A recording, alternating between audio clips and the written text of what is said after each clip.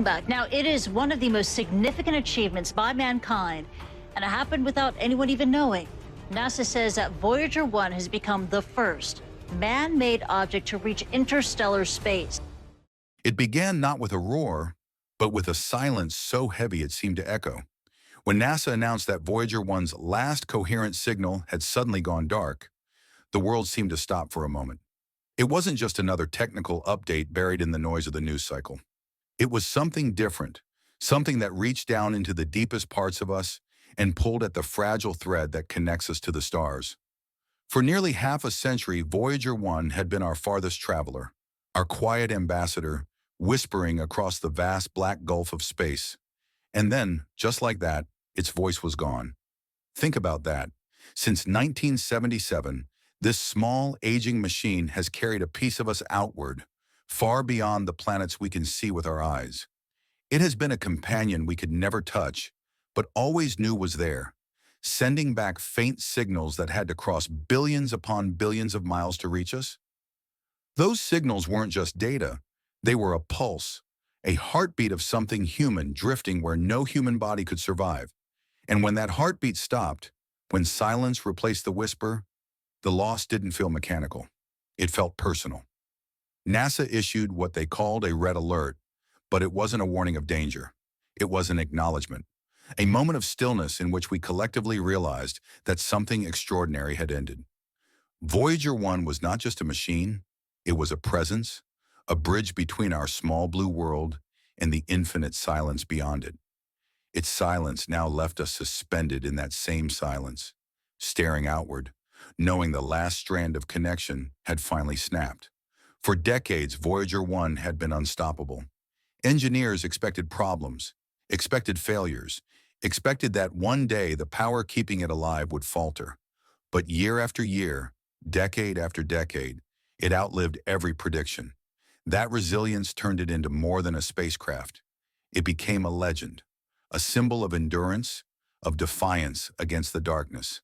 It kept going when it shouldn't have, and so we started to believe maybe it always would. Maybe it was eternal. But on that day when its whisper failed to arrive, we were confronted with the truth. No creation, no matter how remarkable, can outlast the endless weight of time and distance. Voyager had crossed the boundary into interstellar space. It had gone farther than anything we've ever made. And now, in that unfathomable emptiness, it had fallen quiet. Like a lighthouse extinguished at sea, its absence left us disoriented. For the first time in nearly 50 years, the void had swallowed our voice, and there was no echo to bring it back. And yet, Voyager was never only about survival. It was about the act of reaching outward, about the bravery it takes to send something fragile into the unknown, simply because we need to know what's there. That's why its silence struck so deeply. Because when Voyager stopped speaking, it wasn't just a machine going dark. It was a reminder of how rare and precious it is to reach it all.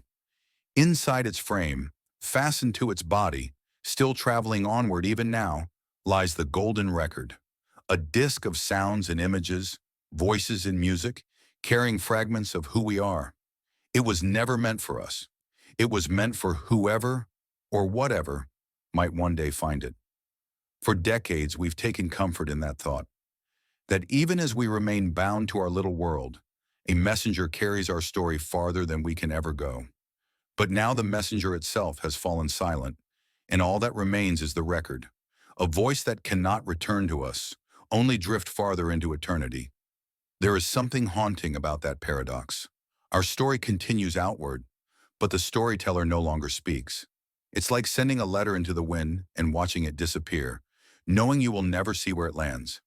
The silence of Voyager is not just technical, it is poetic, a message in itself, a reminder that every act of reaching, no matter how long it endures, will one day become memory. And in that silence, we found ourselves listening harder than ever before. There is an old saying that silence is not the absence of sound, but the presence of something deeper. And when Voyager 1 went quiet, that silence wasn't empty. It was filled with weight, with memory, with the echo of everything it had given us. For nearly 50 years, it had been more than a spacecraft. It had been a thread connecting us to the unknown. Its silence now felt like standing at the edge of a cliff, looking into a darkness so vast you could fall forever. For scientists, the loss was measured in data streams, in missing signals, in a machine that no longer obeyed commands. But for the rest of us, it was different. It was as if a light had gone out in a distant room, a room we never entered but always knew existed. Voyager had been our companion in the dark, carrying not just instruments but hope. Hope that we were not too small, not too fragile, not too bound to Earth to reach outward. Its silence was not just technical, it was spiritual. Think about what Voyager carried. The golden record was a gesture of unimaginable optimism, a simple disc engraved with music and greetings, the laughter of children, the sound of waves and birdsong, the heartbeat of a mother. It was everything we thought might matter if someone, somewhere, someday found it. It was humanity in miniature, distilled into symbols and sound. And it was strapped to a spacecraft we knew would eventually fall silent. We knew it, and yet we sent it anyway. Because Voyager was not just about discovery, it was about belief. Belief that our voice mattered. Belief that in the infinite ocean of stars, someone might one day listen. Belief that even if no one did, the act of reaching was enough. And so when Voyager's own voice finally faded, we were left with the weight of that belief. We could no longer hear it, but we knew it still moved forward, carrying our story into the endless night. There is a kind of poetry in this. Voyager's silence mirrors our own human condition. We are finite beings, aware of our end, yet desperate to leave something behind.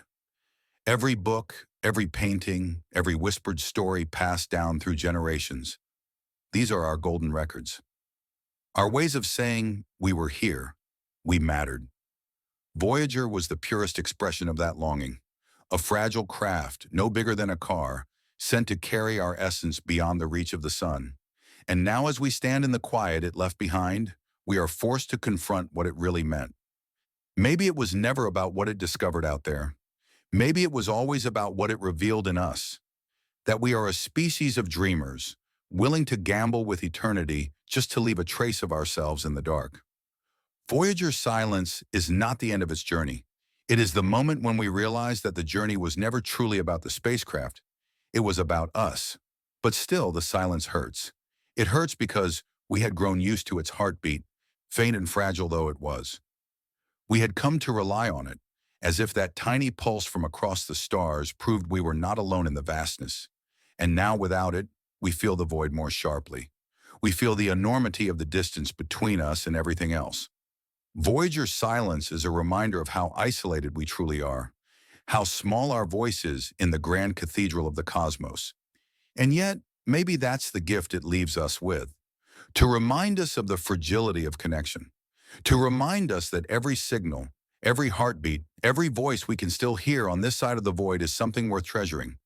Voyager's silence teaches us that nothing, no machine, no life, no moment lasts forever. And maybe that's what makes the act of reaching out so beautiful, because we do it anyway. Even in silence, Voyager speaks. In the end, Voyager 1's silence is not a death, it is a transformation. The faint voice we once depended on has faded, yes, but the spacecraft itself has not vanished.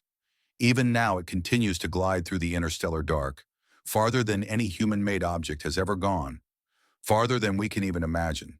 It no longer speaks to us, but it still moves, still carries our message, still bears the record of who we are, like a bottle tossed into an infinite sea. And maybe that is enough. Perhaps the true power of Voyager was never in the data it returned, never in the pictures of planets, never even in the discovery of where our solar system ends and the stars begin. The true power was in what it symbolized, the courage to send a piece of ourselves into the unknown, knowing it might never return, knowing it might never be heard, but believing it mattered anyway. Voyager is proof that hope itself can travel across light years, that the simple act of saying we are here carries weight, even if no one is listening.